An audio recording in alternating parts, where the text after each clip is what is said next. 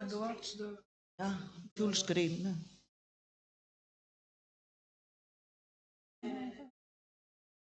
Give me, please.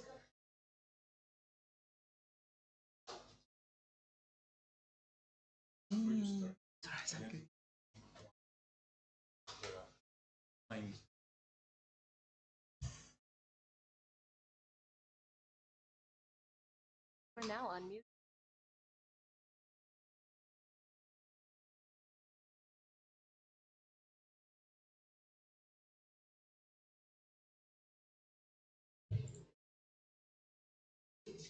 And I use this to change. The second coming of the Lord, the punishments of the damned.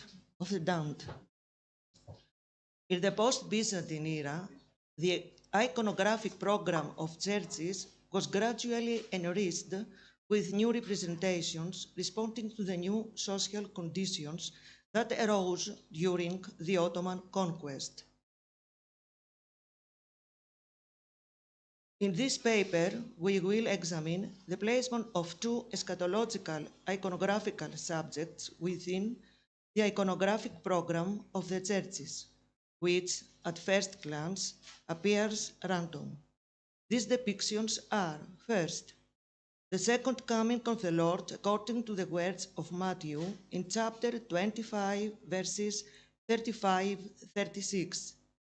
For I was hungry, and you gave me food. I was thirsty, and you gave me drink. I was a stranger, and you took me in. I was naked, and you clothed me. I was sick, and you visited me. I was in prison, and you came to me.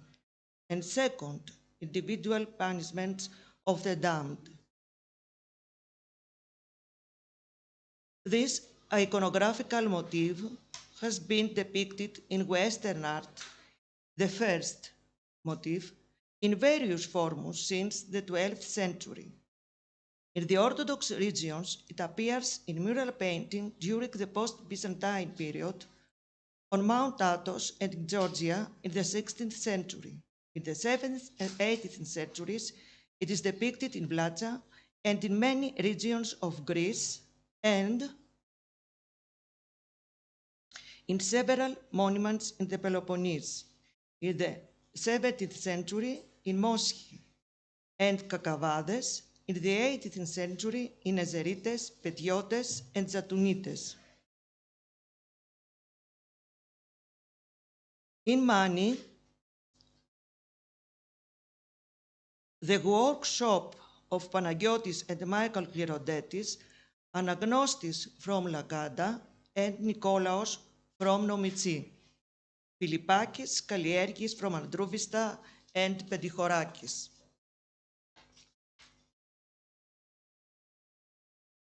These historical, theological, and social conditions prevailing at the time contributed to the widespread of this iconographic motif. The Second Venetian occupation and the reconquest of the Peloponnese in 1715 by Ottomans, commercial activity, epidemics, and the circulation of moralistic texts. The conflict between Catholicism and the Protestant Reformation posed a challenge to the Orthodox Church. The second iconographic theme, that of individual punishments, independent of the Last Judgment, it always placed at the lower point of the western section of the church and is always related to the iconographic theme of the second coming of the Lord. Sometimes it extends to the north or south side. In the region of Mani, the following are depicted: the fornicator, the prostitute, those who sleep on Sunday, the informer, the gossip, the wine seller, the woman who refuses to nurse orphans, and the child strangler, and other sins. This theme is particularly widespread in the Peloponnese, Central Greece, Thessaly, Epirus, and Crete, already depicted in Cretan school and the school of Western Greece, 16th century.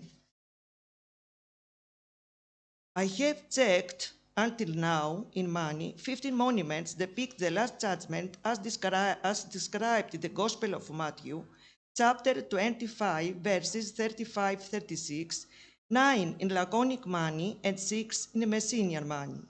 In most of these, the punishments of the damned are also depicted.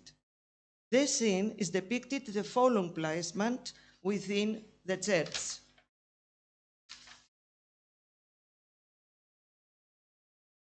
On the west side of the church, this is observed in churches painted by the workshop of Panagiotis Sklerodetis that are single-aisled and vault. The monuments are Transfiguration in Germa, St. George in Scutari, Dormition of the Virgin in Tserova. Additionally, one can be observed in Faneromeni in Kuskuni. The scene is located in the second zone, below a depiction of the crucifixion that occupies the entire tympanum of the west wall. The third zone depicts figures of saints who throughout their martyrdom earned eternal life. Furthermore, a fourth zone of small dimensions depicts the banishment of the damned. The meaning is clear. Christ was crucified to save humanity from sin. Indeed, on the western section of the north wall, scenes from the Passion are depicted. Believers who wish to earn a place in paradise must perform specific acts of charity, and within their small community must not commit the sins depicted. Otherwise, the punishment awaits them. The iconographic theme is also depicted on the west side of the church of the Dormition of the Virgin Mary in Kato Divri, a church of the Nazarites in the 18th century. In the same zone, various healings are depicted, which are mentioned in the Gospel of Matthew. Furthermore, the depiction of the exaltation of the Holy Cross, which is depicted in the same zone, is associated with the third Sunday of Lent, the veneration of the cross, or the first Sunday, the restoration of icons. The punishments are placed beneath the yoke of the psychostasia, as is the case in the church of the Dormition of Theotokos in Tserova, Mani. In the narthex, in the church of St. Nicholas in Kerma, painted by Michael Klerodetis, this iconographic theme is depicted in the narthex, where other related scenes are also portrayed. The second coming and the end associated with it, and of course, the punishment of the damned. In the sanctuary, as scholars have argued, the charitable works in this area were intended to admonish the priests, to whom Patriarch Gennadius, the first patriarch during the Ottoman rule, placed great importance on the role they played in the communities. However, the depictions found nearby reinforce the Last Judgment. The monuments are the Transfiguration at Kelefa. It is depicted alongside the figure of Abba Sisois, who lived in humility and prayer in the desert, as well as the Archangel Michael, who leads the souls of the dead to Hades. Here, he is not depicted as a gatekeeper. Second, the Transfiguration Carvela, the communion of the apostles, a depiction of thanksgiving, and the vision of Peter of Alexandria, a depiction of doctrinal context related to the First Ecumenical Council. Also figures of saints who have earned eternal life through thy earthly lives. Apart from the region of Mani, the second coming of the Lord, according to Matthew, is depicted in the sanctuary alongside saints emphasizing the Last Judgment. Monastery of Kalamiou in Arcadia, painted by Pediotes. Agios Nikolaos in Mistras, painted by Zatunites. Taxiarchon Monastery in Alagonia, Messinia. In the main church, on the north or south side, if this architectural type is a single-aisled vaulted structure. in the north or south aisle, if the iconographic type is an inscribed cross or a freestanding cross. The monuments are St. John Chrysostom in Skutari, St. George in Panitsa, St. Basil in Kelefa, Dormition of the Virgin Mary in Stavropigi, St. Nikitas in Doli, St. Theodore in Kabos. In these churches, he is sometimes depicted following the liturgical calendar, appearing alongside saints from the Triodion or the Pentecostarion. And at other times, he is found near representations such as the Eni that are related to the Last Judgment, Genesis, and exaltation of the cross and First Ecumenical Council. In conclusion, the second coming of the Lord, according to Matthew chapter 25, verses 35-36, and the individual punishments of the damned, independent of the Last Judgment, became established in the 17th and 18th centuries in the Peloponnese and the 18th century in Mani.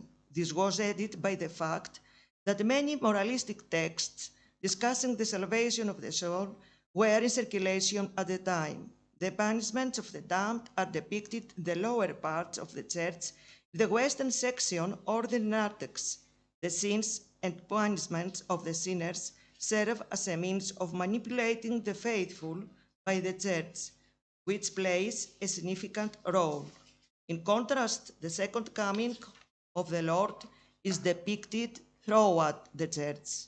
It is combined with many representations intended to glorify the Lord. Thus, it acquires eschatological significance.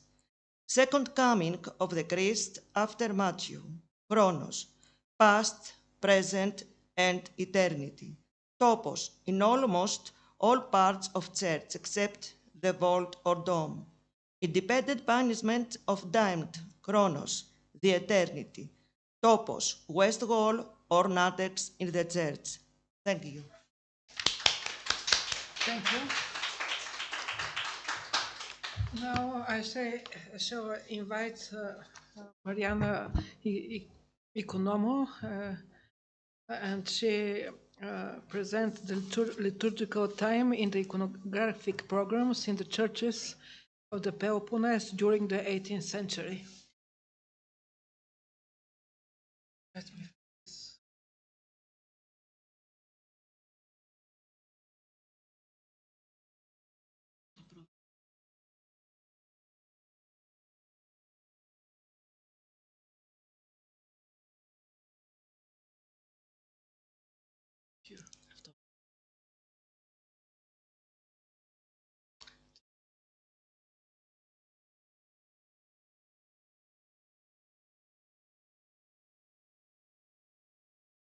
First, I would like to thank the organizing committee for the excellent organization of the Congress. In this paper, we will examine the presence of the liturgical time, Chronos, within the iconographic programs, topos, of the 18th century churches in the Peloponnese. What is the definition of the liturgical time and how is it distinguished from the historical time? The historical time reflects the sequence of events in the divine economy as they unfolded according to the biblical narrative. In contrast, the liturgical time is organized around the cycle of the ecclesiastical year and does not strictly reproduce the historical chronological order. Based on the church feast and the liturgical text, it defines a different sequence of events which is often reflected in the iconographic arrangement of the scenes. In the 18th century iconographic programs, we encounter specific cycles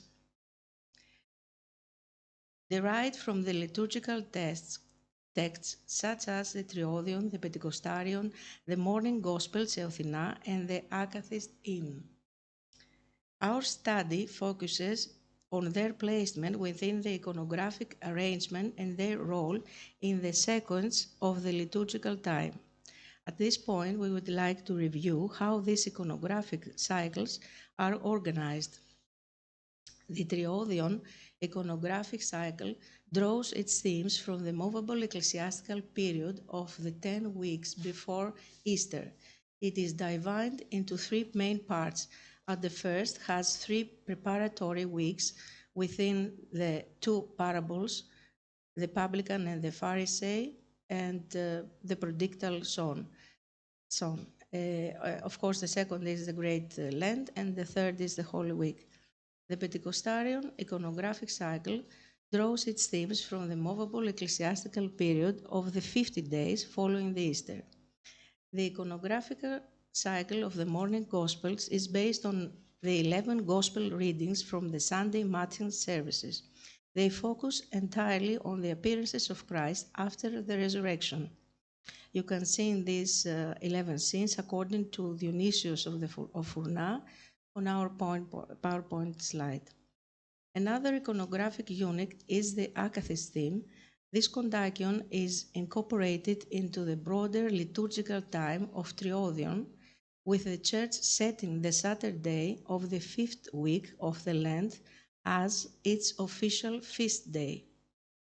Even though the Passion cycle follows a timeline of its own, it is a part of the Triodion liturgical cycle as it draws from the Holy Thursday Gospels. Whether these scenes actively follow the Triodion's narrative depends on their exact placement in the church's decoration. However, the large number of the Passion scenes, the available wall space, and the church's architecture type often dictates the painter to treat this cycle as a separate unit. To study how the liturgical time is handled in the 18th century churches of the Peloponnese, a complete corpus of the iconographic programs would be necessary. Since such resource does not exist, we decided to examine how each local workshop in the Peloponnese, active during this period, approaches the concept of the liturgical time. The main local workshops were the Nezerites or Nezerians at North Peloponnese, the Pediotes in Arcadia, the Koulidades in Kinoria, the Maniates in Mani, especially Panagiotis Clerodetis, and Panagiotis of Ioannina. He had worked in Corinthia. We have selected 7 representative monuments decorated by these painters, focusing on the scenes that refer to the liturgical time. The painters from Nezera, from the region Nezera in Achaia, the Catholicon of the Hagi Pantes Monastery, 1731. It is a single island church with a pitched roof. Inside has scenes from the iconography of the Triodion, the publican and the Pharisee, and the prodigal son from the preparatory weeks. There are 6 scenes from the Holy Week. The scene for the Holy Monday depicts the parable of the bending big fig tree. For Holy Tuesday, the parable of the 10 virgins we spoke this morning. For Holy Wednesday, Christ in the house of Simon the leper. For Holy Thursday, the parable of the royal wedding. For Good Friday, the descent from the cross, and for the Holy Saturday, the entombment of Christ. The iconographic cycle of the Pentecostarian, 6 scenes with a green color, the myrrh bearers at the tomb, the angel on the stone and the custodia, the herete, the appearance to the Christ, the appearance of Christ to the myrrh bearers, the healing of the paralytic at the pool of Bethesda, the feast of the mid-Pentecost, Christ and the Samaritan woman at the well, the healing of the man born blind. In this image, we can see the liturgical time unfolding across the walls, serving an opening book for the faithful of that era. The painter also depicts the Passion cycle in the in 18 scenes and completes the story of the Holy Week on the opposite wall with the orange color.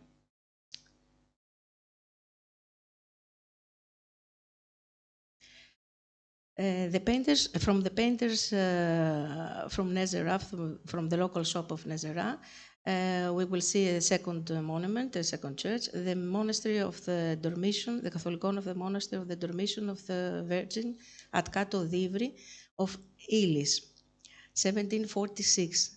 The depictions of the liturgical time, two scenes from the preparatory weeks of Triodion, the 17 scenes from the Passion Cycle, 11 scenes from the Pentecostarion, 9 scenes from Eothina or Martin's Gospels, and 24 scenes from the Akathist hymn. In the iconographic program of the Church of Dormition, the painter's intention to organize the decoration based on liturgical time is clearly visible. The Koulidas family of painters at Kinoria.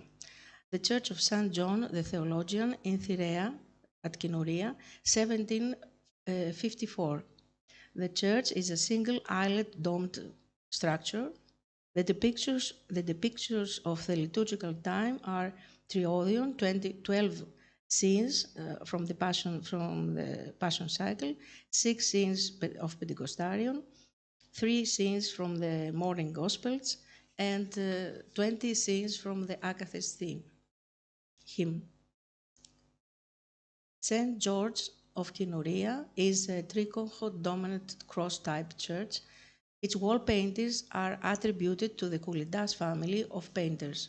The depictions of the liturgical time are from the Triodion, the Passion Cycle 9 scenes, the Pentecostarion 12 scenes, the Akathist hymn 24 scenes. In this case, the Passion Cycle is integrated into the Triodion as it is placed before the Morning Gospels and the Pentecostarion. The Pediotes family of painters. New Catholicon of the Monastery of Kalami in Arcadia, 1713. The New Catholicon follows the cross and square architectural type with a dome. The depictions of the liturgical time, 14 scenes of the Passion Cycle from Triodion, 8 scenes from the Pentecostarion, 6 scenes from the Eothina Gospels, and 24 scenes of the Akathist hymn. Once again, the Passion Cycle is integrated into the liturgical time of the Triodion. Within the chronological narrative of the Morning Gospel, liturgical time is blended with scenes from the Pentecostarion. In this way, a frequent perichoresis is observed. Painters from Mani, the Church of the Transfiguration in Germa. Painter Panagiotis Klirodetis, 11 scenes from the Passion Cycle, Triodion, 5 scenes from the Eothina Gospels, and 24 scenes from the Akathist hymn. Monastery of St. George at Pheneos, Corinthia, Catholicon, 1768. Painter Panagiotis from Ioannina, Epirus. The Triodion, the Passion from the Triodion, 15 scenes from the Passion Cycle, 9 scenes from the Pentecostarion, 8 scenes from the Eothina Gospel, and 24 scenes from the Akathist hymn. A notable observation regarding the narrative sequence is that the painter places the scene of the fig tree beneath the entry into Jerusalem, the Palm Sunday, and before the supper at the house of Simon the leper. This is because the miraculous event of the fig tree is read during the Martin's Gospel of the Holy Monday, thus placing it at the very beginning of the Holy Week. It is evident that while the iconographic programs in the 18th century in Peloponnese continue to be organized around the historical time, the presence of the liturgical time is becoming more dominant. the historical time moves into the background while the liturgical cycles take a leading role. These cycles may or may not function within the liturgical time depending on their placement. In fact, we see the painter beginning the narrative following the historical time and then soon switching to the liturgical time. But how can we interpret this retreat of the historical time in these programs? The education of the average believer was entirely dependent on the church services. In the churches, the primary book was the gospel lectionary, the liturgical book containing the gospel readings arranged according to the feast calendar rather than their biblical order. It was this gospel lectionary that guided the painter to arrange the scenes according to the liturgical time. At the same time, the church-centered liturgical life was the heart of both social and personal life, regulated the rhythm of life according to the feast of the ecclesiastical calendar. For instance, the daily diet, fasting or not fasting, the rest, the holidays, and the social gatherings, panigyria, festivals, were all perfectly aligned with the church calendar. Consequently, through these iconographic programs, we see the historical time being reframed and redefined by the liturgical time, mirroring the perceptions and living conditions of the faithful. The understanding of the relationship between historical and liturgical time is the key to interpreting the structure and the organization of the iconographic programs. Furthermore, it is observed that every iconographic cycle ministers to the mystery of the human salvation until the eschaton, the end of the times. Thus, everything is integrated into liturgical time. In other words, a deep reading of the scenes on the painting surfaces, which represent topos, led us to the eschatological Chronos. Thank you. Thank you.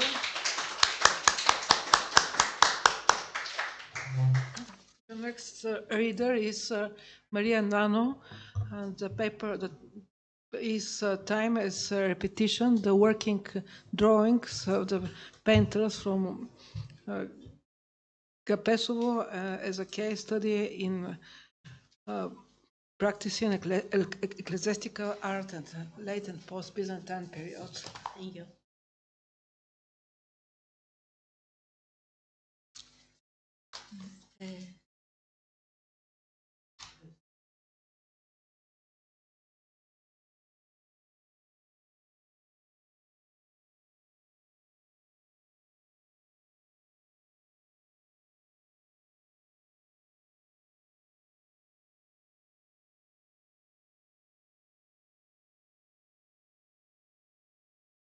And we change for this. Okay. This. Okay, dear colleagues, Christos Anesti. Before starting my presentation, I would like to express my sincere gratitude to the conference organizers and particularly to my dear friend and colleague Ralica Ruseva for the kind and honorable invitation to participate in this symposium. During the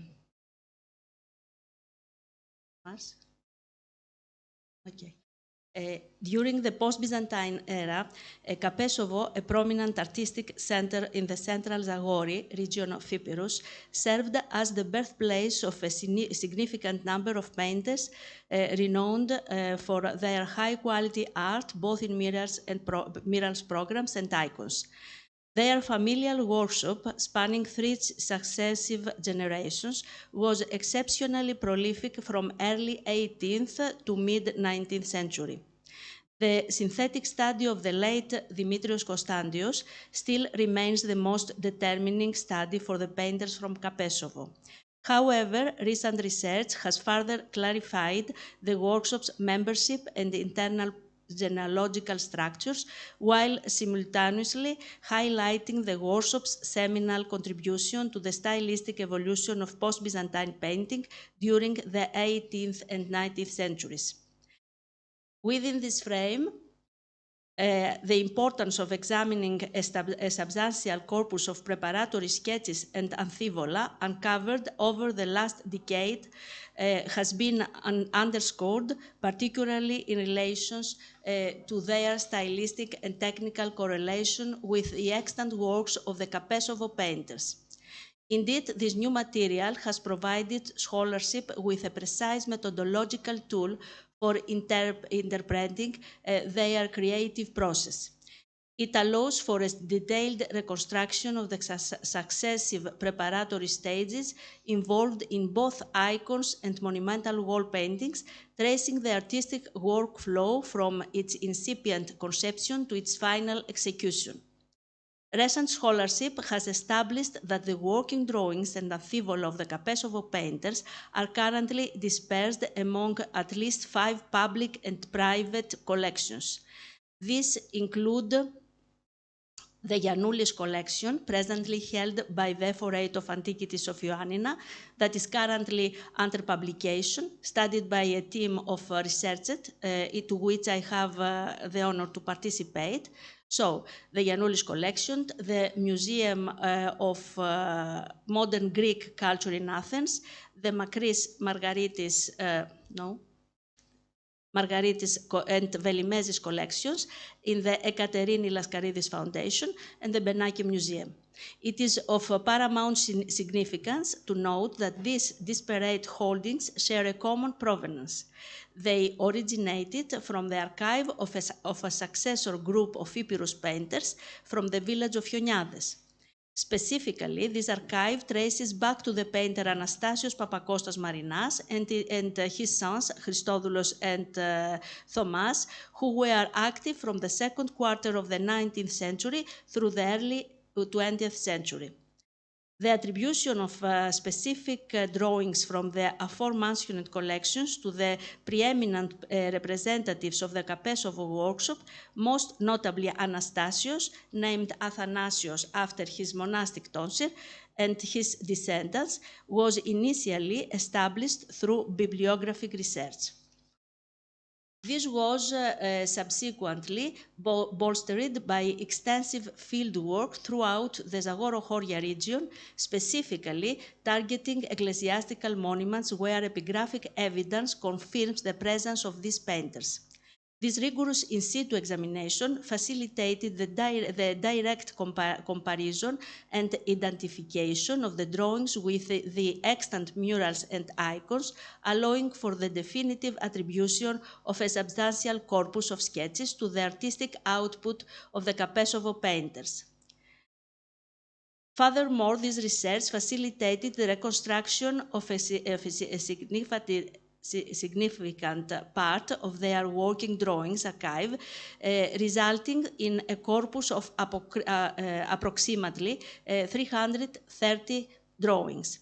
The systematic documentation and classification of this material were followed by a rigorous correlation of the drawings with the works of the preeminent members of the workshop, which further added to their chronological attribution. From a technical perspective, the archive comprises several distinct types of drawings, including calques, that is imprinted drawings, pouncing drawings, that is pricked, freehand sketches, double-sided amphibola, colored studies, with a preponderance of imprinted drawings. This preponderance of calques is particularly noteworthy. As a mechanical reproduction technique, it ensured the exact replication of the original composition. This explains the consistent adherence to specific iconographic prototypes across 3 generations of the Kapesovo painters. An indicative classification of the material based in its functional application and thematic content reveals that the Kapesovo corpus comprises two primary categories. The first, the most extensive, is directly associated with icons, specifically those intended for the iconostasis, including despotic and epistyle icons. The second category consists of reproductions of mural compositions executed either on a one-to-one scale or as preliminary freehand sketches. A defining characteristic of the latter is a dynamic and incisive linear quality, which imparts a sense of vitality to the forms, while at the same time attesting to the technical proficiency of the artist. Regarding the first group, we have selected and compared several of the earliest and most representative drawings with their corresponding icons signed by the Kapesovo painters. This analysis aims to demonstrate on the one hand their close iconographic and stylistic affinities, and on the other, the extensive circulation and use of the same drawings among the workshop members for over 2 generations.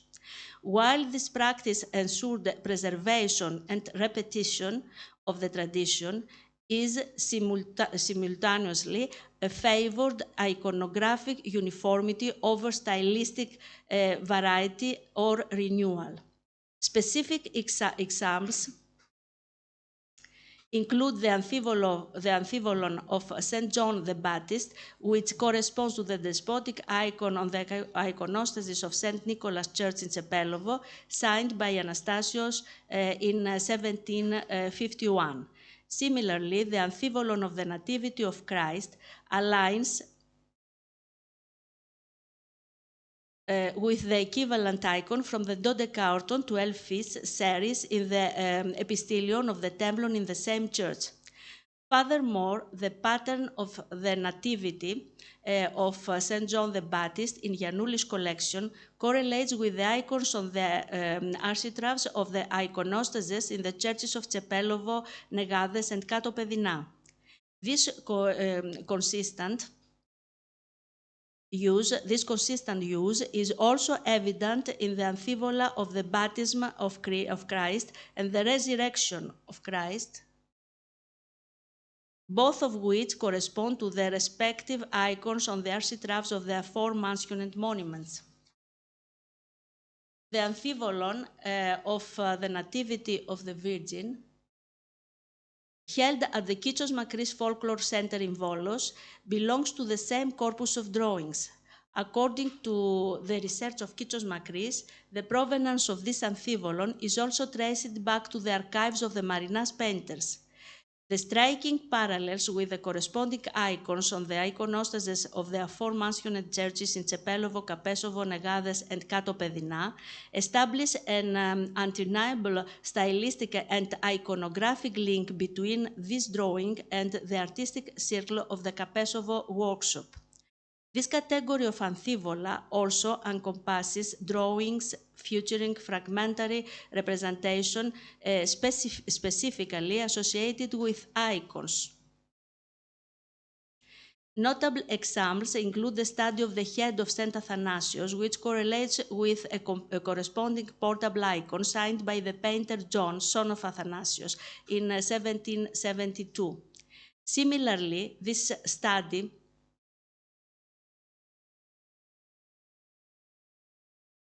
of the head of the forerunner corresponds directly to the despotic icon on the iconostasis of the Church of St. Nicholas in Kapesovo. These sketches demonstrate the workshop practice of preserving detailed physiognomic patterns from the most significant figures of their iconographic repertoire. The second group of amphibola comprises reproductions of either specific segments or entire compositions from monumental mural programs. These drawings exhibit a direct iconographic and stylistic affinity with the fresco cycles executed by the painter Anastasios in the Church of the Dormition of the Virgin in Kapesovo, as well as those by his son John in the churches of Cepelovo and Negades. Notable examples within this category include preparatory details of individual saints, such as the head of Saint Mercurius, and various fragments from the Passion cycle. Among the latter, the flagellation of Christ and the fainting of the Virgin from the scenes of crucifixion or the descent of Christ from the cross are particularly significant as they illustrate the systematic method by which complex narrative scenes were subdivided into manageable working drawings. A distinct subject within this corpus of mural-related sketches comprises a series of small-scale freehand preparatory studies. These drawings replicate either specific segments or entire composition of wall paintings.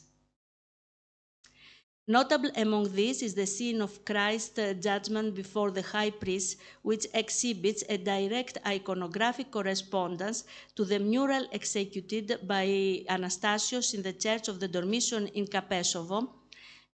Furthermore, the allegory of Holy Communion is closely linked to the equivalent depictions found in the churches of St. Nicholas in Cepelovo and St. George in Negades, suggesting a standardized compositional prototype utilized across the workshop's various commissions.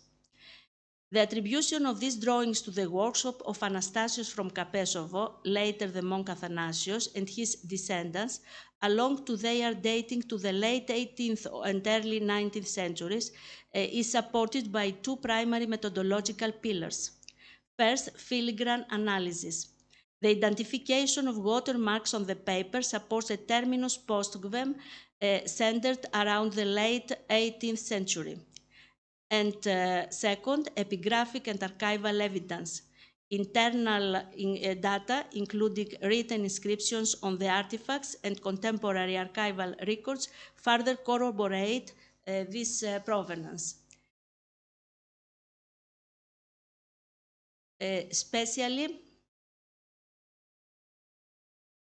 Specifically, the date of 1788, preserved on a fragmentary amphibolon of the mid-Pentecost, associated with the painters from Kapesovo, serves as a chronological anchor for the secure dating of analogous drawings depicting the Great Feast.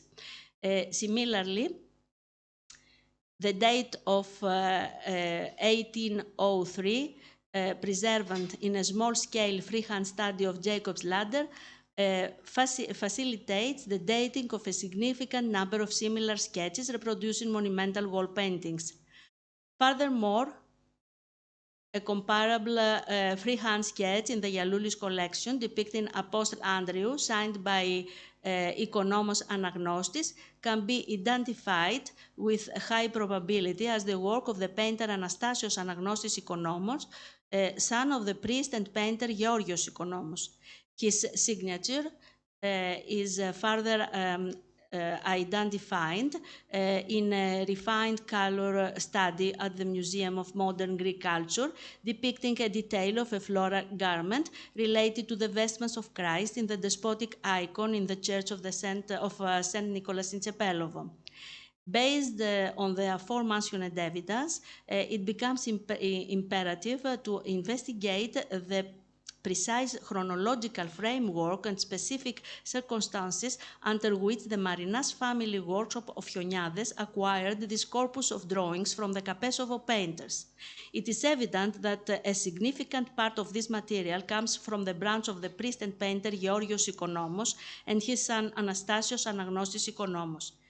Elucidating the modalities of this inter-workshop transmission remains a central question for understanding the regional mobility of artists and the diffusion of motifs during the late post-Byzantine period. The artistic activity of the Kapesovo painters concluded around toward the mid-19th century. Among the last painters active in the Zagori region were the aforementioned Anastasios Anagnostis Ikonomos and his son Georgios. In various icons and murals executed between 1812 and 1833, they adopted the toponymic signature Tsepelovites, that is, originating from Tsepelovo. Indicatively, we mention the inscription of the Church of Agia Triada in Cavallari, the Catholicon of the Visikos Monastery, and a portable icon in the Church of St. Apostles Peter and Paul in Skamneli. This toponymic designation is further corroborated by an 1811 codex from Kapesovo, which records that Anastasios Anagnostis had married and settled in Tsepelovo, where he remained until at least the mid-19th century. During the same period, the painter Anastasios Papakostas Marinas from Chioniades, father of Christodoulos and Thomas, resided and practiced in the Zagori region based in Tsepelovo. According to the primary research of Father Georgios Paisios, who was the first documented the painters from Chioniades, Anastasios Marinas was a talented painter who acquired his training in Zagori rather than in Chioniades. His reputation is confirmed by the fact that in 1849, while still young painter, as noted in his signature, he was commissioned to execute a full-length icon of Archangel Michael at the door of the prothesis of the iconostasis of St. Nicholas Church in Tsepelovo. This was followed in 1850 by the icon of Archangel Gabriel on the door of Diakonikon. The fact that Anastasios was entrusted with the decoration of the main church of Tsepelovo is of particular significance. For decades, the specific monument has been the exclusive domain of the Kapesovo painters. Anastasios and his son painted Temblon icons, and John, with his son and brother, the priest painter Georgios Ikonomos, painted the wall paintings. At the same time, the profound influence of the Kapesovo painters in the oeuvre of Anastasios Marinas is evident in both his early and mature works. Here is the signature, the door of Diakonikon, and the signature of Anastasios. And here is on the influences we can see in his oeuvre. Indeed, on a portable icon of the birth of John the Baptist in the Church of St. Athanasios in Chioniades, Anastasios adopts a simplified iconographic version of the prototypes established by the Kapesovo workshop, such as those identified in the churches of Kapesovo and Nechades. The stylistic legacy of the Kapesovo tradition remains equally discernible in various other portable icons and mural programs by Anastasios. A notable example is the wall painting of St. Anthony in the Church of Kato Panagia in Tsepelovo, which exhibits a clear correspondence with both the monumental works of the Kapesovo painters and their related amphibola in the Giannoulis collection. Furthermore, a comparative analysis can be drawn between the icon of the Virgin Zoodokos Pigi, which aligns with the mural composition of the same subject in the churches of the Dormition of the Virgin in Kapesovo, and that of St. Georgios in Negades, and the icon of the resurrection of Christ on the iconostasis of Pano Panagia Church in Tsepelovo that faithfully reproduces the Kapesovite iconographic prototype, mirroring the resurrection found in the Church of St. Minas at Dikorfo and a corresponding amphibolon from the Giannoulis collection. Indeed, the close examination of the interior of St. Nicholas in Tsepelovo underscores the profound and formative influence that the renowned Kapesovo painters exerted upon the work of Anastasios. Given the evidence that Anastasios received his training within the Zagori region, it is highly probable that he served an apprenticeship in the workshop of the final generation of the painters from Kapesovo. Such a formal association would offer a definitive explanation for the transmission and preservation of their amphibola within the private archives of Anastasios and his subsequent descendants. In conclusion, the comparative analysis of these drawings alongside their corresponding mural programs and icons illuminates both technical and artistic methodologies governing ecclesiastical painting during the late post-Byzantine period. This study underscores the pivotal role of preparatory working drawings within the dual processes of training and artistic production. All these drawings were inherited to and utilized by successive generations. They functioned as the primary vehicles for inter-workshop transmission. Furthermore, this research facilitates a deeper understanding how the repetition of patterns influenced the aesthetic quality, the stylistic evolution, and the fossilization or preservation of tradition in post-Byzantine painting. Thank you for your attention. Thank you.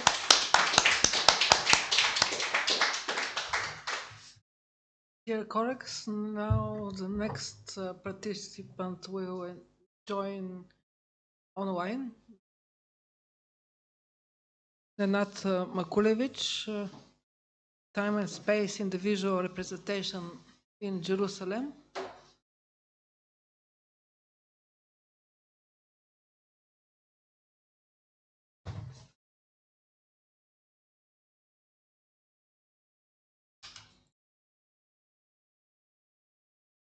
Hello. I just need invitation to put on my presentation.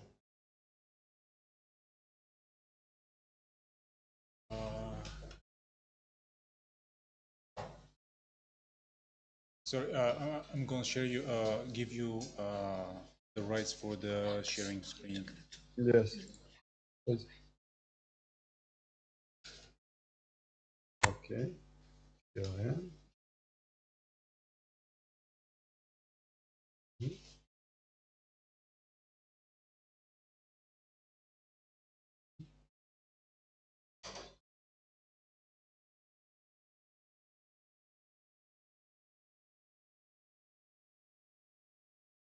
Just a moment, I don't know what's going on.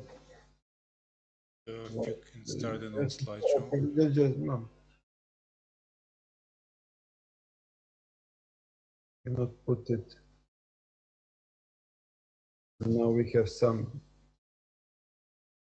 but I cannot see. We can see the presentation, but not the slideshow. Yes, I see you. I understand. Therefore, just a few minutes. I have to organize myself to see what's going on here.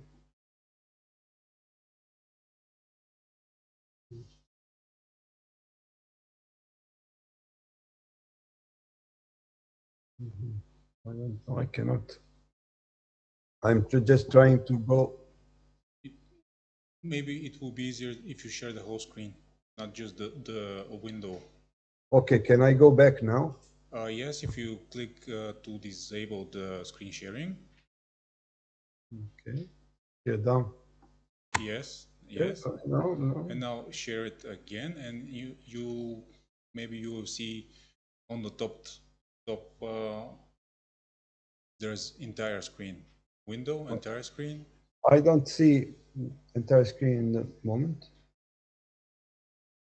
Which browser do you use? Yeah, it's Chrome. Now it's I made Chrome, but it's Mac. Entire screen. Entire screen, yes. Okay. But I on.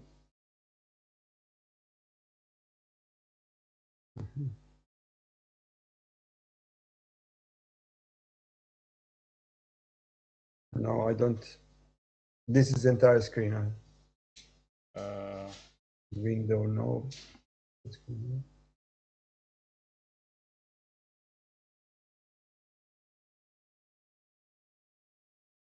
I don't know how to help. Just a moment, I can.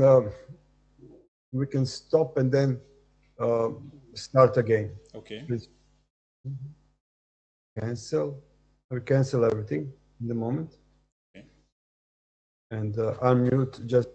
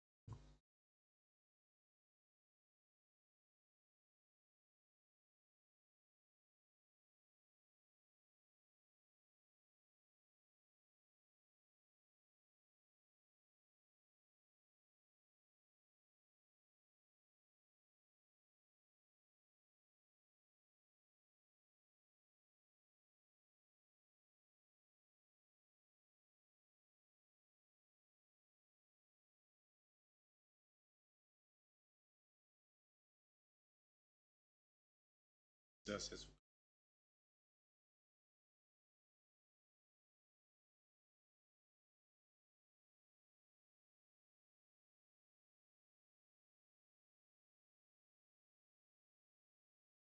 Okay, now we can see the presentation. Okay, super. For Share presentation. a moment, but now it's not. Still presentation. Now it's again the other screen. Okay, here. Do you see presentation now? Yes, yes, yes. Super, thank you. I'm sorry, but you know, it's always some kind of problem. First of all, I want to thank the organizers of the conference for this possibility, and I am very sorry that I cannot be with you in Sofia, and I hope next year I will come, but this year it was impossible for me. Time and space in the visual representation of Jerusalem. In the history of culture, since the earliest times, the understanding of time and space occupies an exceptional place. It provided not only orientation, but also the meaning of human life. Christian culture developed its own spatial and temporal relations, which, among other things, were incorporated into visual representations. During the early modern time, the Orthodox Christian understanding of space and time came to special emphasis in the visual representations of the holy city of Jerusalem. The visual objects that conveyed the image of the Jerusalem included numerous individual works of art, comprising graphical representations of churches, monasteries, and holy biblical places, icons of Jerusalem, as well as manuscripts and printed and illustrated pilgrim books describing Jerusalem and the Holy Land. Being part of the culture of pilgrimage, these works of visual production were acquired on pilgrimages along with other sacred memorabilia. The Jerusalem icons in the illustrated books depict the most complex presentations. They represent complex pictorial composition with Christian topography of the Holy City at their center. Due to their primary structure, these icons represent an Orthodox Christian version of the topography of Jerusalem and follow the tradition of the Holy City of Jerusalem from the Madapa map from the 6th century. The Jewish and Islamic Jerusalem was depicted in a similar topographic manner. The central field of the city's topography is dedicated to the most important religious constructions.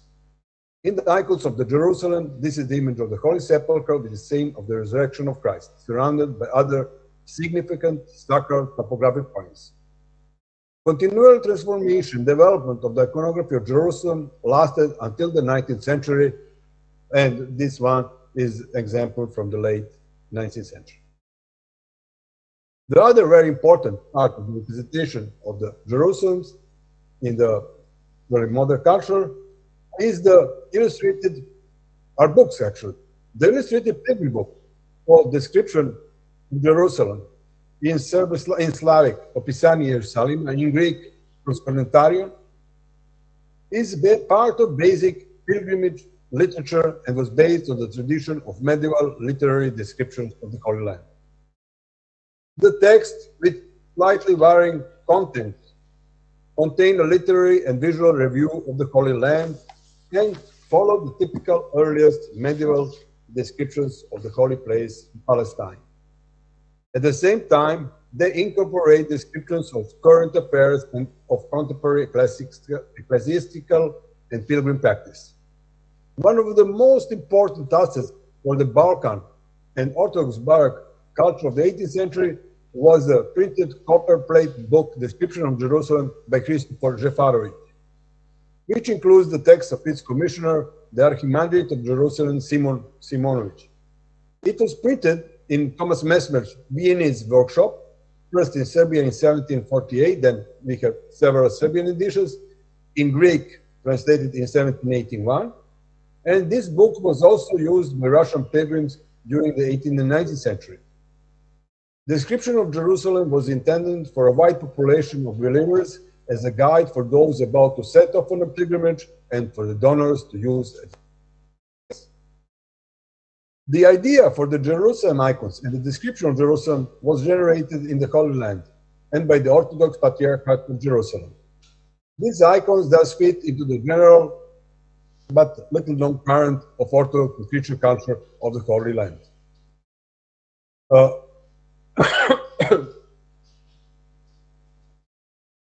The concept of the representation of the Jerusalem in the icons and in the books was based on the aspiration to create its ideal image. The ideal image of holy space is based primarily on the need to depict its full ecclesiastical significance. Therefore, it is only partly formed on the basis of actual geographic and topographic features. An ideal image of the Holy Land must comprise every important feature of this place, connecting the Golden Age, the times of Christ and the Apostles, with ecclesiastical history as well as with contemporary spiritual reality. It is for this reason that, in line with the concept of chronotop, the Holy Land was most clearly represented through the perspective of the sacred time.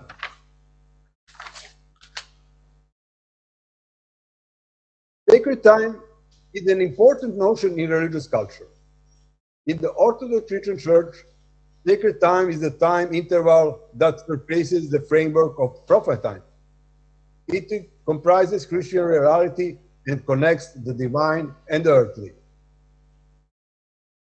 We heard some presentation on the sacred time in individual programs. So the interpretation of the symbolic acts of liturgy is probably the best demonstration of sacred time. But pilgrimage is also understood as a journey in sacred time. Upon setting off on a pilgrimage, a believer will transgress into sacred time. The undertaking implied numerous ritual and religious activities, and the boundaries of the sacred time of pilgrimage were set by prayers at the church. At the very heart of the culture of pilgrimage was contact with the sacred and the divine. The visual contents of Holy Land images show how the idea behind the representation of a holy place in sacred time was realized. Contents referring to, that's very important, to historical, contemporary, and future time appear consistently and in various combinations in the Jerusalem icons and in the descriptions of Jerusalem. Contemporary spiritual pilgrim's experience was emphasized in the many ways. For example, the description of Jerusalem contained basic information on the contemporary difficult living conditions of the non-Christian rulers of the time, as well as the descriptions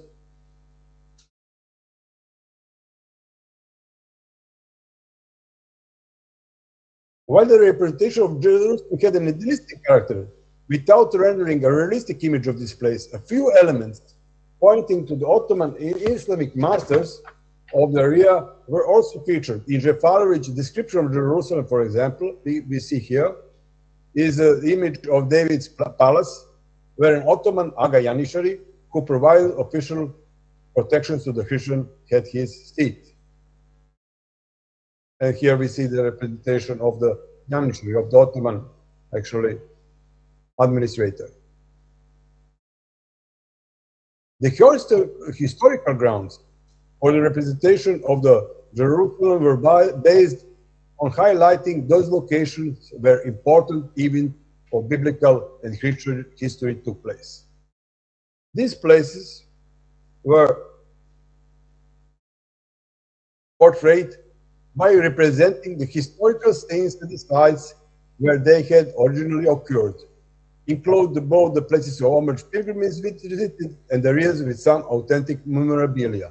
So the history in the past is probably the best represented in the Church of the Holy Sepulchre, where you can see the scenes of bogata or resurrection, and all of them are actually included in that image. We also see same in the structure of the images in the description of the Jerusalem, for example. Here,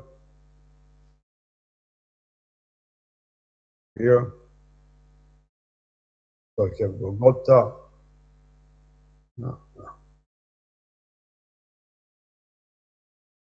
But in the structure of this Jerusalem representation, visual content referring to future time also played an important role in constructing the image of the Jerusalem. In the Christian religious culture, the future basically represents eschatological reality. The eschatological perspective of the Holy Land and Jerusalem is extremely complex. It is seen as the place of Christ's second coming and of his last judgment.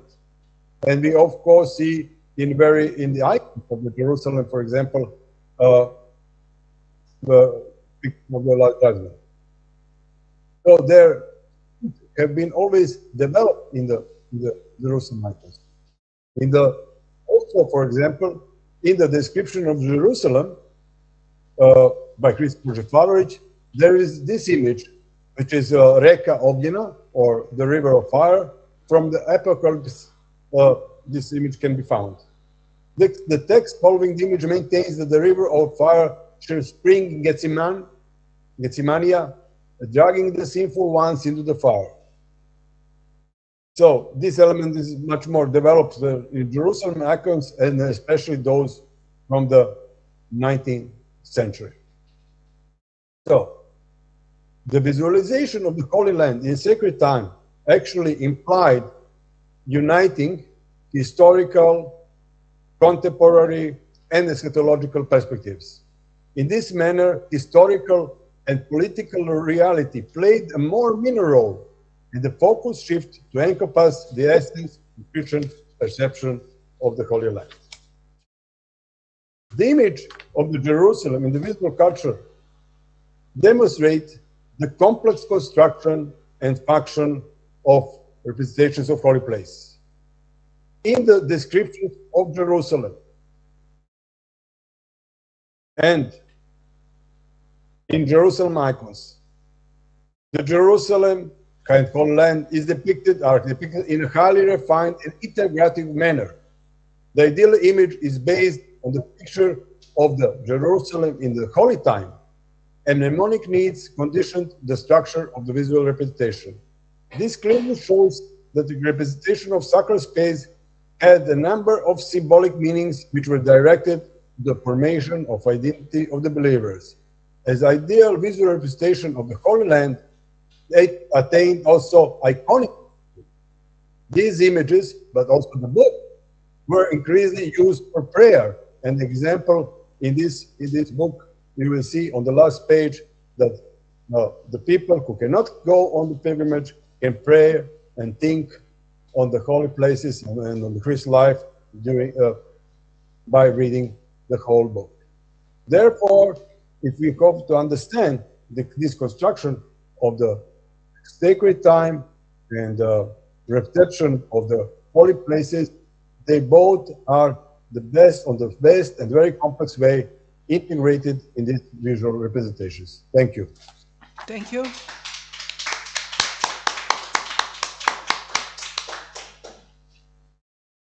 Now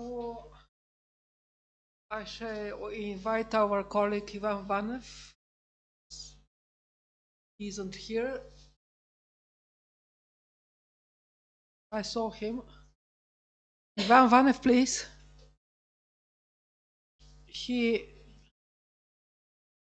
will read paper preliminary studies of icon from the Church of Prophet Ilya Banya. Okay.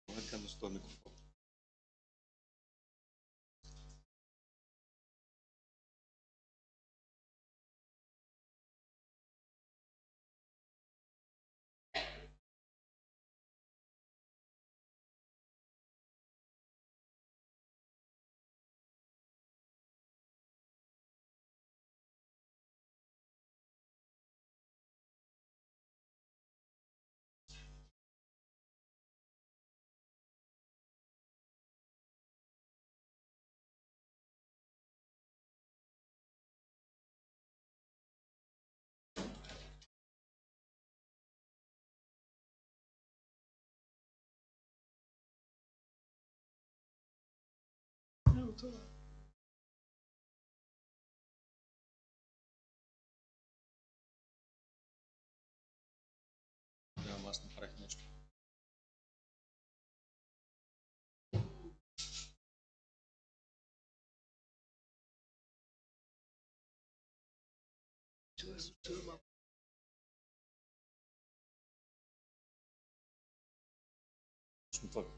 Правих точно това, което Камен не искаше.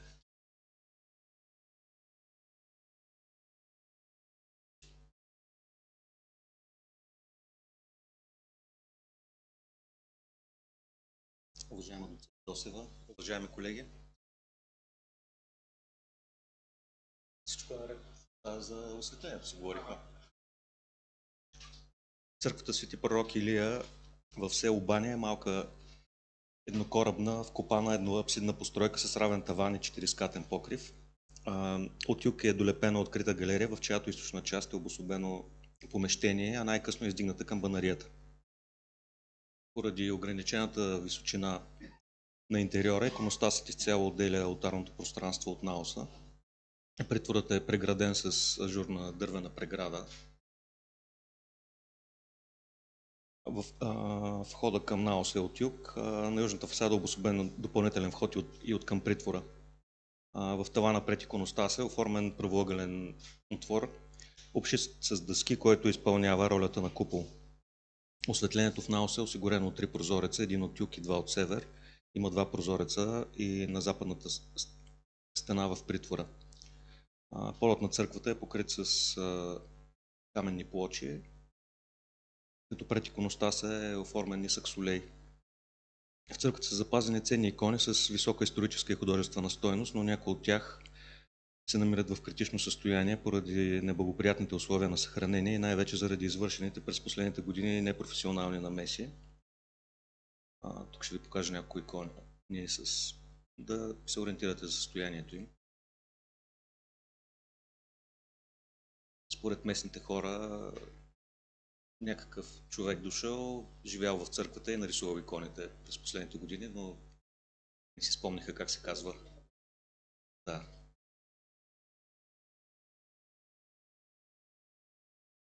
До сега църквата Свети пророк Илия не е била обект на цялостно изследване. Според теренните проучвания на професор Щерионов, храмът е построен в началото на 19 век. Единствената публикувана икона е част от фонда на Бургаската художествена галерия, но не е посочен автор, а датировката е дадена в широките граници на 18-19 век. Състоянието на иконите и липсата на достатъчно исторически сведения ограничават възможността за категорични заключения. Според настоящата подредба на иконостаса, става ясно, че изписването на иконите е извършено на етапи, съобразени с финансовите възможности на енорията. Царския ред на иконостас е съставен от 7 иконописни произведения: Свети Георги с житийни сцени, Свети Атанасий, Възнесение на пророк Илия, Света Богородица с младенеца, Христос Пантократор, Свети Йоан Предтеча и Свети Никола. Въпреки мащабните надживописвания е ясно, че иконите не са изписани от един зограф. С най-ранна датировка иконата на Свети Георги с житийни сцени, според титурския надпис, тя е изписана през 1837 година. Липсва подпис на зографа, но според стиловите особености може да се допусне, че става въпрос за популярния в региона на Поморие и Несебър Константин Коимидзис. За още две от иконите на царския ред, на Свети Атанасий и на Свети Йоан Кръстител, може да се каже, че са изписани от същия зограф. Според запазения надпис, иконата на Свети Йоан Кръстител е от 1849 година. Изглежда, че от ръката на Константин Коимидзис са и 13 от 14-те икони на апостолския ред. Абстрахирайки се от надживописванията, може да се каже, че стиловите белези на останалите икони са характерни за творчеството на тревненските зографи. Според запазения надпис върху иконата на Свети Никола, тяхното изписване може да бъде отнесено към 1843 година. Това са иконите от апостолския ред. Това е иконата на Свети Никола с годината. На пръв поглед появата на древненския зограф в черноморска гръцка енория през 1843 година изглежда странно, тъй като вече стана ясно, че Константин Коимидзис има датирани икони на иконостаса от 1837 от 1849 година. Друга особеност на иконостаса са светите двери, които не са нито на древненския, нито на гръцкия зограф. Според стиловите белези на запазената живопис може да се допусне, че става въпрос за произведение на така наречения зограф Михаил, чието творчество е изследвано от доцент Александър Коимджиев през 2022 година. Тясната двер има дарителски надписи, вероятно година, но те са покрити с надживописвания и трудно, ето те са тук, трудно може да се разбере нещо на този етап без реставрационна намеса. Интересното в случая е, че известните икони на въпросния зограф са от периода 1811-1817 година, което показва, че дверите на иконостаса от църквата в село Баня предшестват с поне 2 десетилетия иконите на Константин Коимидзис и на древненския зограф. Възстановяването на хронологията на създаването на иконостаса става още по-сложно, тъй като в църквата има и други икони, предназначени за иконостаса. От древненския зограф са иконите на Свети Харалампи и Преображение Христово, която е поставена в Владишкия трон. От него е иконата на Свети Димитър на Кон, която е днес част от фонда на Бургаската галерия, която вече ви показах. В църквата има и поредица малки целувални икони. От същия зограф е иконата на Свети апостол Павел от царския ред на иконостаса, която е поставена между иконите на Константин Коимидзис. От Константин Коимидзис са запазени фрагменти от задпрестолно разпятие. За съжаление, днес липсват фигурите на Света Богородица и на Свети Йоан. В църквата е запазено и едно много интересно иконописно произведение на зографа. Става въпрос за още един комплект свети двери, които са с интересна иконография. Въпреки критичното състояние на живописния слой, изглежда, че по сцената Благовещение има следи от фигури, вероятно на апостоли. Виждате и сиено. за съжаление са много повредени. Наличието на втори комплект свети двери поставя въпроса и за коя църква са поръчани, защото размерите им не отговарят на иконостаса на село Баня. Това, че са от Константин Коимидис, поставя въпроса дали неговите икони, които днес са на царския ред, не са били предназначени за друг иконостас. Подкрепа на това съмнение са още две икони, предназначени за царски ред, които сега са поставени върху седалките до владишкия трон. Това са иконите на Христос Съдържител и на Свети Йоан Предтеча. Лаковото им покритие е силно потъмняло и деструктирало, нямат и надписи, но образите са достатъчно четливи, за да бъдат отнесени към художествената продукция на черноморския езограф Димитър Йоанидис. С доцент Коимджиев сме изследвали негови икони от църквите в Созопол, остров Света Анастасия и Поморие, които са датирани от периода от края на 18 и самото начало на 19 век. В този контекст изглежда, че иконите на Христос Съдържител и на Свети Йоан Предтеча са най-старите иконописни произведения в църквата. В книгата си Приноси към историческата география на Тракия, Павел Дели Радев обръща внимание на легендата, според която към 1760 година селото било напълно разрушено и оцелялото население се заселило на сегашното място. Според теренните проучвания на професор Щерионов, храмът е построен в началото на 19 век. Вероятно по времето на Павел Дели Радев фасадите на църквата са били измазани, както се вижда от една фотография, която съм забравил да сложа тук. Днес обаче се вижда годината 1760 издълбана в камък. Ето е иконата на Стоян Кръстител. А това е годината, която е издълбана в камък. Сега предполагам, че зоографа, който е нарисувал иконите наново, е рисувал и върху надписа, но той е копан в камък. Ако надписът е автентичен, може да се допусне, че иконостасът съществува още от края на 18 век или от самото начало на 19 век и на него са стояли иконите на зоограф Димитър Йоанидис. На по-късен етап са поставени дверите на зоограф Михаил. Възможно е единият комплект от изписаните през 40-те години на 19 век икони да са били предназначени за подмяна на вече остарелите, потъмнели и доста семпли икони на Димитър Йоанидис. Другия комплект със светите двери на Константин Коимидис вероятно е пренесен от някоя разрушена църква в района на Баня. Една от възможностите е разрушеното село Ираклия, което е споменато в пътните бележки на Павел Дели Радев от 40-те години на 20 век. Ето виждате, тук е морето, това е село Баня, а това е село Ираклия, една стара карта на брега на река Вая е било. Павел Дели Радев пише: хванах пътя за запустялото село Ерекли, в миналото Ираклион. Ако не знаете, че селото е изселено от маларията, бихте помислили, че тук би могло да възникне великолепно морско летовище. Една стара черква все още бори за своето право на съществуване всред запустялото село. Някои автори смятат, че църквата е била посветена на света Параскева. Както вече стана ясно, Константин Коимидис има датирани икони от 1837 и 1849 година, а иконите на древненския зоограф са от 1843 година, поне според надписа на иконата на Свети Никола. Това може да бъде използвано като доказателство за някакво възможно сътрудничество между двамата зоографи. А за идентифицирането на древненския зоограф може да ни помогне друг надпис от иконата на Свети Никола. Това е надписа. Сега да ви кажа, аз не знам какво е Киразо след Димитър. Дали е някакъв прякор или е малкото, или е някакво име. Но малкото име на зоографа е Димитър и въпреки състоянието на иконите, мащабните надживописвания и факта, че не познавам добре творчеството на древненските зоографии, бих могъл да допусна, че става въпрос за зоограф поп Димитър Кънчов. Повечето колеги, понеже знаят, че съм реставратор, но ще си позволя една спекулация накрая, свързана с предполагаемото сътрудничество между Константин Коимидис и поп Димитър Кънчов. Отново ще се позова на проучванията на професор Щерионов, който твърди, че жителите на старото село Баня са се разделили на две групи. Хората от първата група се заселили на мястото на днешното село, а другите прекусили Балкана и се заселили в село Евстатохори, днешния град Българово, където според професор Щерионов имали роднини. Вече всички колеги знаят каква огромна колекция от икони от Българово се съхранява в църковния музей.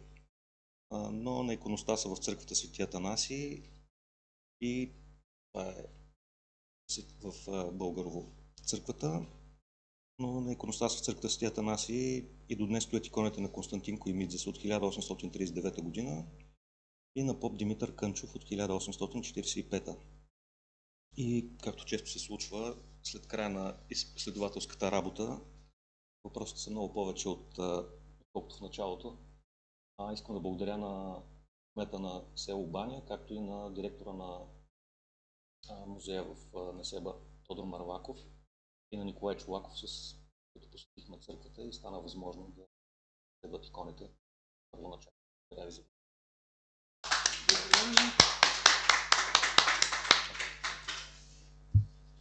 Now is coming our second online paper, presented paper, and from Pavel Diablu, Ancient Epistology, Commonplaces, Topoi in Serbian Slavonic letter writing manuals, 16th-17th century. Камен, дали ще дойде да се включи? Yes, hello everyone. Do you hear me? Hello, do you hear me? Yes. Yes, we can hear you. Thank you. So, hello everyone. Thank you very much for the opportunity I can take part in your conference online. I will show you my presentation. So I hope it will work. I will turn off my camera and I will focus on the presentation.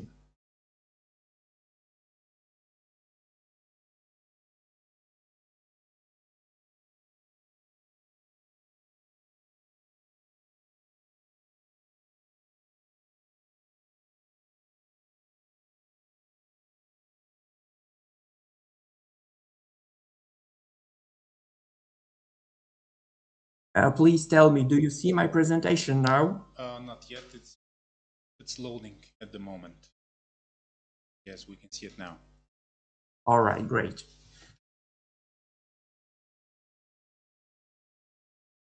If the slides don't move, please tell me. Okay, everything is working fine. All right, thank you. So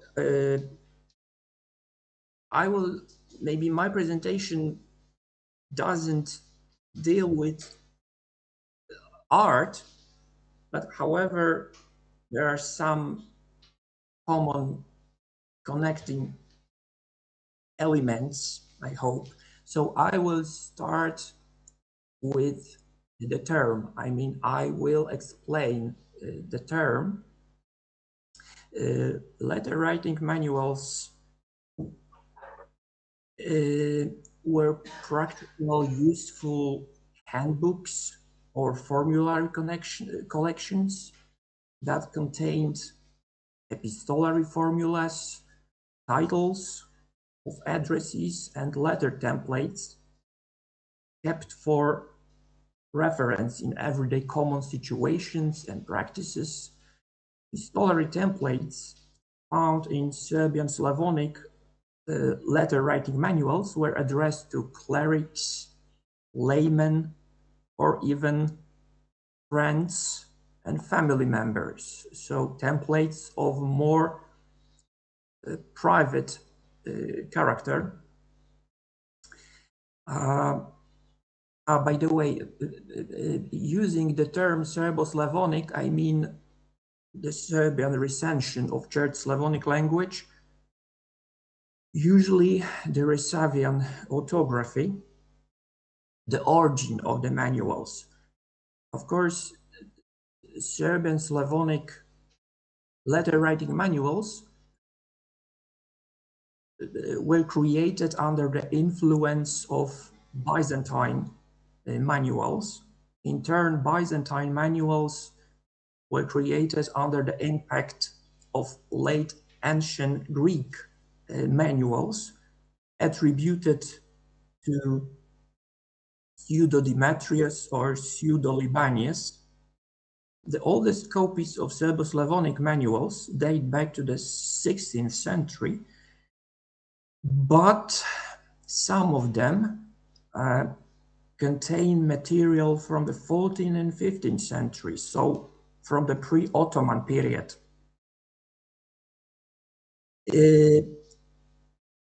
There are no letter writing manuals from the period of the medieval Serbian or Bulgarian states. And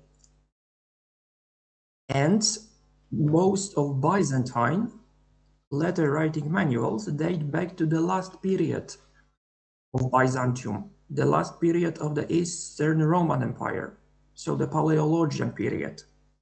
And it's possible that the first South Slavic manuals appeared among disciples, students of the Tarnovo literary school. The first South Slavic manuals were created on Mount Athos.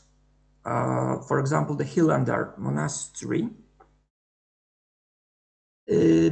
Athonite monks from the Holy Mountain, sought to preserve the continuity of Byzantine and South Slavic epistolary tradition during the period of the Ottoman rule. I will show you a few examples. Here you can see the letter writing manual from Norov's Miscellaneous Codex, the 16th century, now in Moscow. Here, the letter writing manual from the Slavcha monastery, North Macedonia, now in the Russian State Library, Moscow as well. So here is the Slavcha monastery. Or the letter writing manual from Ljubljana, the manual now in the Serbian Academy of Sciences and Arts. The context. Most of letter templates found in the manuals were connected with one particular cultural practice, which dealt with traveling and alms collecting. So during the Ottoman period, to survive, Orthodox Christian monasteries in the Balkans on Mount Athos had to search for new sources of financial support, new benefactors. So Orthodox Christian monasteries organized missions to collect alms all over the Orthodox world. I mean, Russia, the Danubian principalities, or the Polish-Lithuanian Commonwealth. I mean, mainly the Ruthenian lands, so present-day Belarus, Ukraine.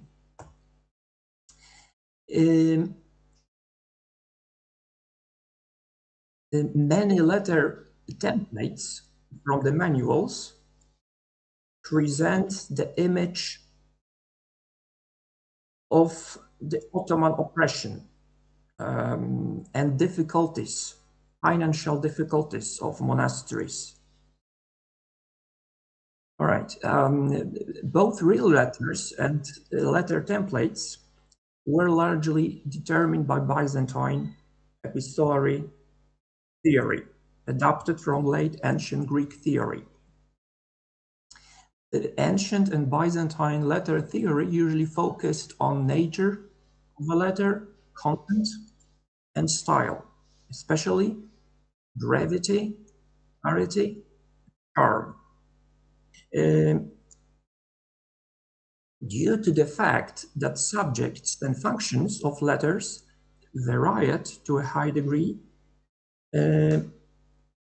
epistolary genre was largely determined by so-called epistolary markers, especially opening of a letter, closing, direct expressions to addresses, and so-called commonplaces. Epistolary commonplaces played a key role in composing letters. They encompass common elements. On the one hand, schematic, formulaic phrases with a fixed linguistic structure. On the other hand, elements of more casual composition, usually relating to the thematic level. So we can call them just motifs. I will focus on 4 commonplaces and motifs. The first one, a letter as a substitute for an actual conversation. The second one, experiencing the illusion of a correspondent's presence or speaking to an absent friend as though he is present. The next one, a letter as a winged visit or spiritual visit. And the last one, a letter reflects the personality of its writer, or a letter as an icon of the soul. It's possible to find these commonplaces, these motifs, in works of Greek and Roman and early Christian theoreticians of letter writing, such as Demetrius, Eudolibanius, Cicero, Seneca, or Gregory of Nazianzus. I will show you a few examples. For example, the first letter template addressed to a blood brother from the letter writing manual now in the Bulgarian Academy of Sciences. Quote, "And without any hesitation, we kissed your letter as though we saw you in the flesh." Or in the second template, a quote, "You appeared in person through your letter." Another example from the letter template, a beloved brother, meaning here a friend. From the manual now in the Serbian Academy of Sciences and Arts, quote, "Because of my sorrows, it seems to me that you are before me. I reach out my hands, but I cannot find you." Or an example from the letter template addressed to so-called devout lords, meaning anonymous benefactors. The letter writing manual from the Slepce Monastery now in Moscow. Quote, "Truly, from the very first moment, we heard you, we burned with such love for you. The witness to it all is God, who has honored us by seeing your beautiful image and enjoying your sweet words. That's why, even by now and by the end of my life, we always paint an icon of you with our minds and cordial love, even though you are not physically with us." Or another example from the third letter template, a blood brother. When I am in a remote place, I say to myself, who gives me wings? Like a dove, I would fly away and be at rest. For then you would see me a longed for one. And at the end of my presentation, I would like to say that letter writers were usually unaware of the ancient pagan origin of commonplaces adapting from Byzantine works. Letter writers employed the commonplaces, motifs, to emphasize their feelings and emotions, such as longing, sorrow, friendship, love, joy, and overcome the feeling of separation and spatial distance. The commonplaces in Serbo-Slavonic letter writing manuals emphasized the universal, timeless, and flexible character of ancient epistolary tradition, which had reached letter writing of the Slavia Orthodox area via Byzantine mediation. Thank you very much for your attention. Thank you very much.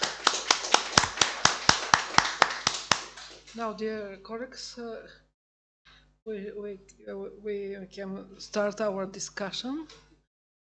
The papers was very interesting, and I invite you to discuss them. Yes, Arita?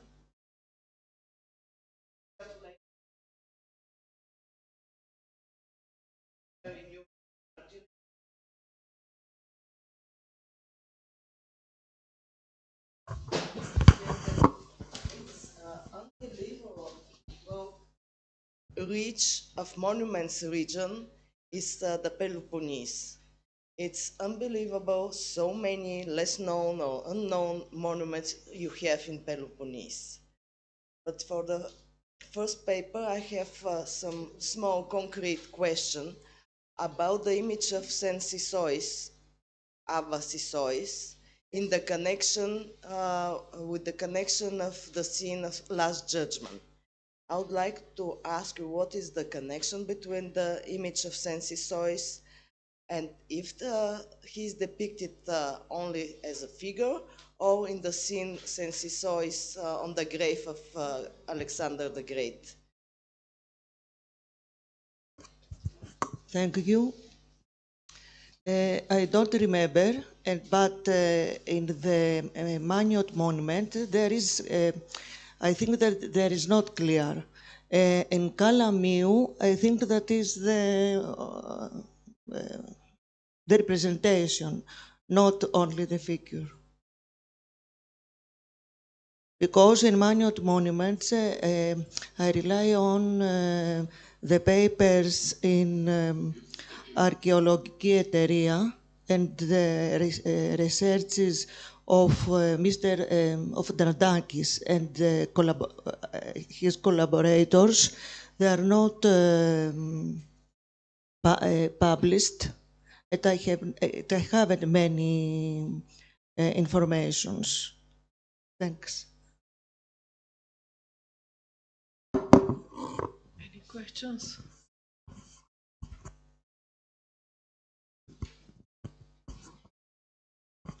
Thank you very much for all this rich material. Concerning the rich variety of the Second Coming, you said that there were many moralistic texts like Ecclesiastes or something different? Yes, there are terpos,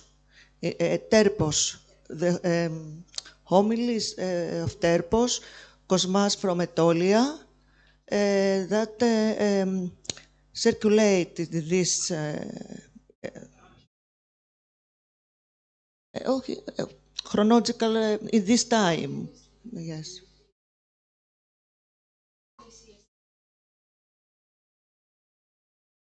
Yes, and is the punishment. There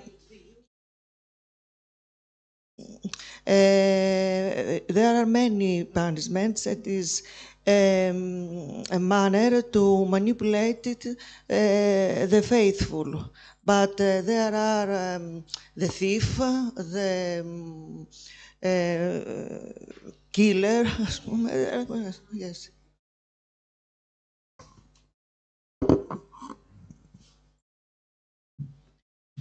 Any questions, or you prefer to continue our discussion to coffee break? Or it's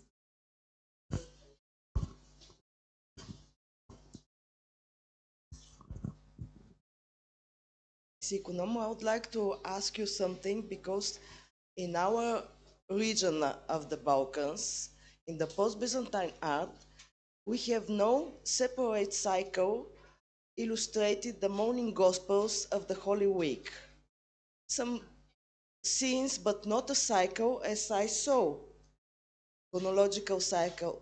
Please tell me, it is something very characteristic, very often in the churches in Peloponnese, or it was only one example illustrating the morning gospels from the Holy Week? Thank you. Thank you for the question.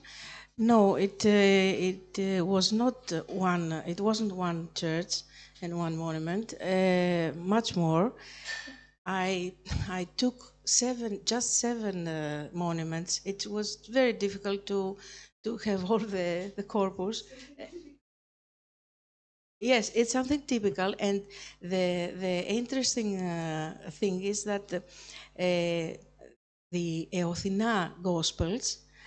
No, the painter starts with Eothina, continues with Pentecostarion, the Samaritida, the blind one, and Paralytikos, and then goes back to adds some scenes from Eothina, such as Emmaus and others, and then goes back to the Pentecostarion with the final scene of Analypsis and Pentecostii.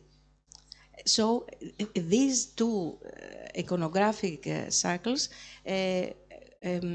αλληλοπεριχωρούνται, δηλαδή we have περιχώρησης, combination, let's say so.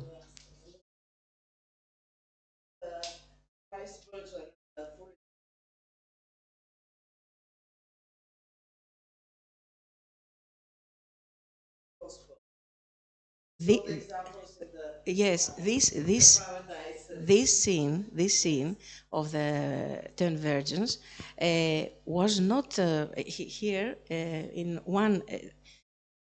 I think this was in one church, a monument, and it's in the circle of the Holy Week. Holy Monday, the tree, Holy Thursday, Holy Tuesday, the 10 Virgin, Holy Wednesday, the dinner and Simon Leper. And the interesting thing is that in the Holy Thursday, there's not the dinner, the Last Supper. Yes, the Last Supper, because the Last Supper the painter has the depiction of the Last Supper in the Passion, so he doesn't want to do it twice. So he depicts the parable of the wedding of the King's Son, which is the Last Supper in the meaning. Yeah, it's the same. So it's interesting reading of the iconographic program. Thank you. There is no other questions to the second paper. Somebody, I would like to ask and also Mrs. Nano something. Do you think that the painters from Capespo have some stylistic and iconographic influence from Dionysius Furna? Because as a style, as the eyes, and something I saw that there is some influence, but I'm not sure, I'm not specialist at the painters from Capespo. Do you think that there is some influence from Dionysius Furna? Some interest only in the iconography, it's true, but not in the style. To the point we know his icons and all famous. Yes. Thank you. Some other questions? Thank you. Just to continue Dr. Luceva's question, do you believe that they are more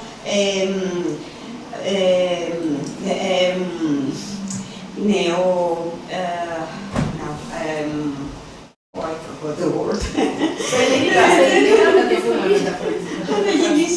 Renaissance. Yes. Do you believe it is more Renaissance from 18th century, or they go back to 17th century Renaissance and Baroque? Yes. More Baroque. I think that this is the point. Less Rococo or Baroque Rococo as well? Baroque Rococo, and also the Cretan painters like Emmanuel Janes and like the Tunisians, because they copy from Western influence. We can see that. Yes. Do they have any relations with Greeks from Austria, Vienna, or the other Central European cities that had Greek communities? It is possible because of the epilogues Yes, the merchants and but I don't found something in the archive. Okay, thank you. Thank you very much.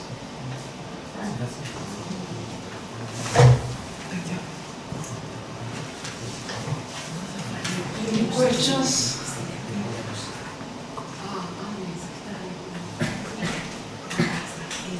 From our online participants, maybe? Or not? Coffee time. Coffee time. Coffee break. It's good to discussion during coffee time. Thank you. Thank you.